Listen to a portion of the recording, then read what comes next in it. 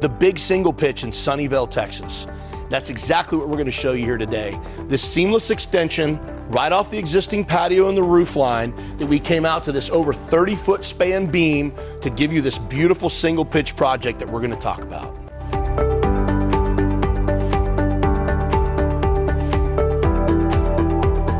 Let's start with the foundation on this project. They originally had a patio that came to about here, but the concrete was in really bad shape. The builder actually had an issue, and they had to tear it up and redo it. It still had an issue. So we came in and re-poured all of this concrete all the way out into the new patio, added this beautiful radius that the homeowner actually drew for us that was perfect. We finished it in a salt concrete, and then as you can see here, a nice face turn down that goes below the grass line. Let's talk about the structure. It's a single pitch, or shed style they call it, with a nice, long, massive, open header beam. It free spans over 30 feet, and then we set it on these two beautiful brick wrapped pillars that we created. Mainly because of the weight load on this end, we felt like it needed to go ahead and have a pillar here. Normally we may just set it in the house, but due to that long span and the weight, we went ahead and added another pillar and then wrapped it in brick and did the nice smear on it to match the house. The finishing details. The finishing details will start right here with the soffit and fascia.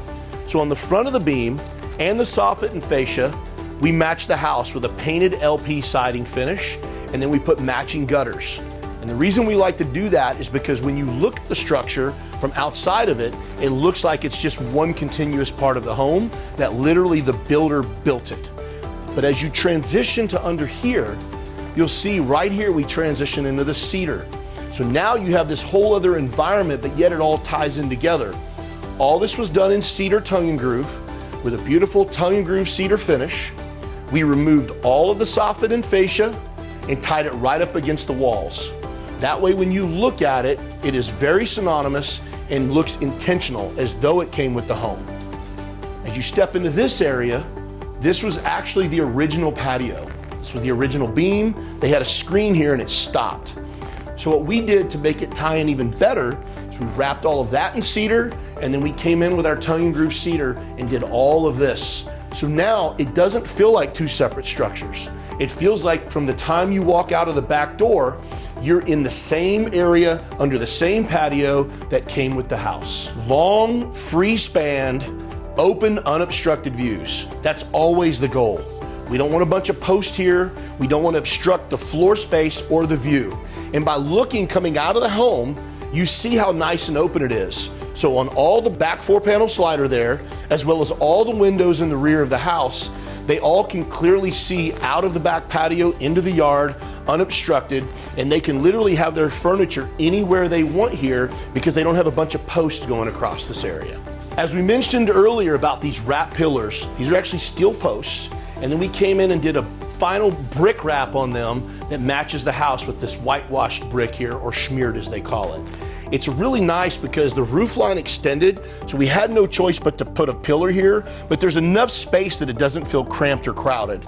And then if you look down at that one, we did have to add a pillar against the wall because of that span and the load. We went ahead and wrapped it in brick as well, so it blends in nicely to the house. Electrical, lights, fans, TVs, outlets, and anything else you might think of, down to heaters, or maybe even something outside that you want.